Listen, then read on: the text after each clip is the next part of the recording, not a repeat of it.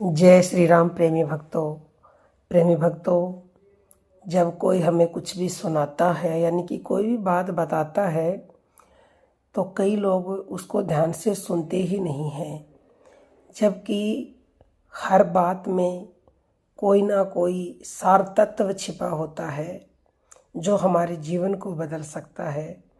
इसलिए हमें हर किसी की बात को बहुत ही ध्यान से सुनना चाहिए। और जो आज हम आपको ये कथा सुनाएंगे, इसको भी आपको ध्यान से सुनना है। ध्यान से सुन करके सार तत्व को अपने अंदर उतारना है, तो आपको बहुत कुछ इससे सीखने को मिलेगा। और ध्यान से नहीं सुनोगे तो बहुत ही पछताओगे आप। देखिए, एक बार एक सेठ बस से उतरे, उनके पास कुछ सामान था।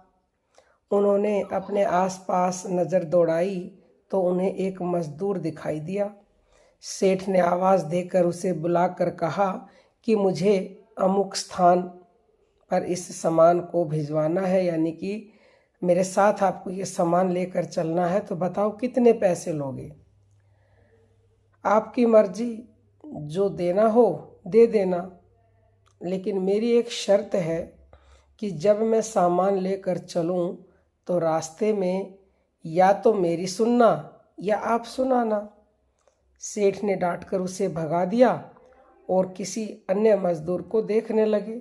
लेकिन आज वैसा ही हुआ जैसे राम गमन के समय गंगा के किनारे केवल केवट की ही नाव थी, यानी कि वहाँ पर और कोई मजदूर नहीं मिला। अब मजबूरी में सेठ ने उसी मजदूर को बुलाया। मजदूर दौड़ कर आया और बोला, मेरी शर्त आपको मंजूर है। सेठ ने स्वार्थ के कारण हाँ कर दी। अब सेठ का मकान लगभग वहाँ से 500 मीटर की दूरी पर था। मजदूर सामान उठाकर सेठ के साथ चल दिया और बोला, सेठ जी, आप कुछ सुनाओगे या मैं सुनाऊं? सेठ ने कह दिया कि तू ही सुना दे। मजदूर ने खुश होकर कहा, जो कुछ मैं बोलूं उसे ध्यान से सुनना। यह कहते हुए मजदूर पूरे रास्ते बोलता गया और दोनों मकान तक पहुंच गए। मजदूर ने बरामदे में सामान रख दिया। सेठ जी ने जो पैसे दिए ले लिए और सेठ से बोला, सेठ जी, मेरी बात आपने ध्यान से सुनी या नहीं? सेठ ने कहा, मैंने तेरी बात नहीं सुनी, मुझे तो अपना काम निकालना था। मजदूर बोला, सेठ जी, आपने जीवन की बहुत बड़ी गलती कर दी। कल ठीक 7 बजे आपकी मौत होने वाली है। सेठ को गुस्सा आया और बोले, तेरी बकवास बहुत सुन ली, जा रहा है या तेरी पिटाई करूं? मजदूर बोला, मारो या छोड़ो, कल शाम को तो आपकी मौत होनी ही है। अब भी मेरी बात ध्यान से सुन लो, वरना बहुत पछताओगे। अब सेठ थोड़ा गंभीर हुआ और बोला, सभी को मरना है। अगर मेरी मृत्यु कल शाम होनी ही है तो होगी, इसमें मैं क्या कर सकता हूँ? मजदूर बोला, तभी तो कह रहा हूँ कि अब भी मेरी बात ध्यान से सुन लो। तो सेठ बोला, सुना, ध्यान देकर सुनूंगा। मरने के बाद आप ऊपर जाओगे तो आपसे यह पूछा जाएगा कि हे मनुष्य, पहले पाप का फल भोगेगा या पुण्य का? क्योंकि मनुष्य अपने जीवन में पाप पुण्य दोनों ही करता है। तो आप कह देना कि पाप का फल भुगतने को तो मैं तैयार हूँ, लेकिन पुण्य का फल आंखों से मैं देखना चाहता हूँ। इतना कहकर मजदूर चला गया। दूसरे दिन ठीक 7 बजे सेठ की मौत हो गई। सेठ ऊपर पहुंचा तो यमराज ने मजदूर द्वारा बताया गया प्रश्न कर दिया कि पहले पाप का फल भोगना चाहता है कि पुण्य का? सेठ ने कहा, पाप का फल भुगतने को तैयार हूँ, लेकिन जो भी जीवन में मैंने पुण्य किया हो उसका फल मैं आँखों से देखना चाहता हूँ। यमराज बोले, हमारे यहाँ कोई ऐसी व्यवस्था नहीं है, यहाँ तो दोनों का ही फल भुगतना पड़ता है। सेठ ने कहा, फिर भी मुझसे पूछा क्यों? यदि आपके यहाँ व्यवस्था ही नहीं है तो फिर आपने पूछा क्यों? दोनों का फल भुगतवा देते। और पूछा है तो उसे पूरा करो। धरती पर तो मैंने अन्याय होते देखा है, लेकिन देखिए यहाँ भी अन्याय, ये कहाँ का न्याय है? यमराज ने सोचा, बात तो यह सही कह रहा है। इससे पूछकर बड़े बुरे संकट में मैं फंस गया हूँ। मेरे पास ऐसी कोई पावर ही नहीं है जिससे इस जीव की इच्छा पूरी हो जाए। अब विवश होकर यमराज उस सेठ को ब्रह्मा जी के पास ले गए और पूरी बात बता दी। ब्रह्मा जी ने अपनी पोथी निकालकर सारे पन्ने पलट डाले, लेकिन उनको कानून की कोई ऐसी धारा या उपधारा नहीं मिली जिससे जीव की इच्छा पूरी हो सके। ब्रह्मा जी भी विवश होकर यमराज और सेठ को साथ लेकर भगवान के पास पहुंचे और समस्या बताई।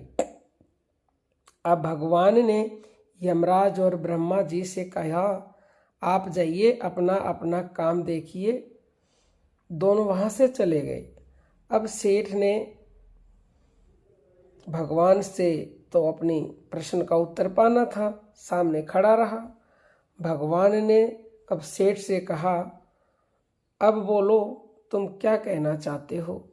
सेठ बोला, अजी साहब, मैं तो शुरू से एक ही बात कह रहा हूँ कि पाप का फल भुगतने को तैयार हूँ, लेकिन मैं पुण्य का फल अपनी आंखों से देखना चाहता हूँ।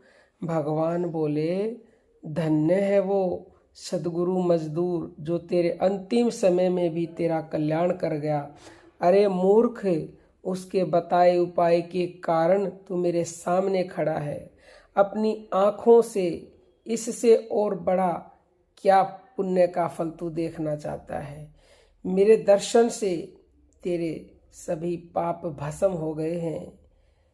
इसीलिए हमें बचपन से ये सिखाया जाता है कि हमें अपने बड़ों की बात को ध्यान से सुनना चाहिए, और खास करके अपने गुरु की बात को तो हमें ध्यान से सुनना ही सुनना चाहिए, क्योंकि संतों की वाणी अटपटी और झटपट लखे न कोई, और जो झटपट लखे तो तुरंत ही दर्शन होई।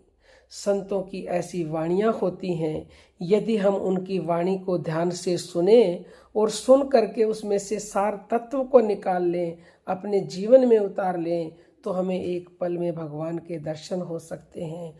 और जिसको भगवान के दर्शन हो गए उसके तो सभी पाप भस्म हो जाते हैं, उसकी सारी मनोकामनाएं पूरी हो जाती हैं, क्योंकि भगवान दर्शन का फल अमोघ होता है। भगवान दर्शन का फल कभी भी व्यर्थ नहीं जाता है। बिन मांगे ही सब कुछ आपको मिल जाएगा। तो आप सत्संग में जाएं या सोशल मीडिया से भी कोई भी प्रवचन सुने, या आपके घर में बुजुर्ग है या किसी की भी आप बात सुन रहे हैं, उसको बड़े ही ध्यान से मन को एकाग्र करके सुने। कई बार किसी की एक बात से, एक शब्द से आपकी समस्या का समाधान मिल जाता है, आपका जीवन बदल जाता है।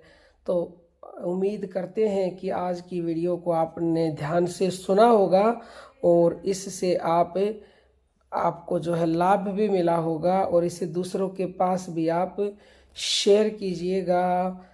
और यदि आप ऑनलाइन दीक्षा लेना चाहते हो या साधना किट खरीदना चाहते हो तो 9958515054 पर व्हाट्सएप मैसेज ज़रूर कीजिएगा। आप सभी को बहुत बहुत आशीर्वाद। जय जय श्री राम।